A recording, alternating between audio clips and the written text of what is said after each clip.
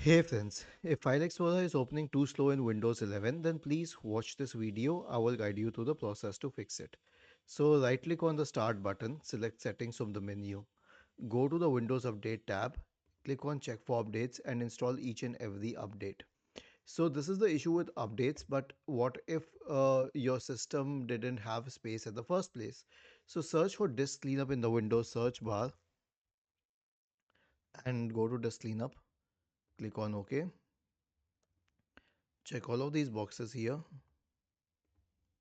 Click on OK, delete files and free up some space.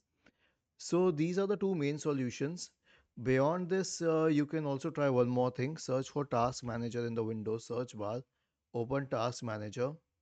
Go to the Startups tab. Select it by Enabled on the top. And then right click and disable all the applications which are unnecessary on your system. Okay. And then restart your computer. So now only the application which are absolutely necessary will open. And if that doesn't work, then you will have to increase your hard disk space. For that, you'll have to call a hardware technician. Was this helpful? If yes, then please subscribe to the channel. If not, then let us know in the comment section of the video on how we could help you further. Thank you for watching this video and have a nice day.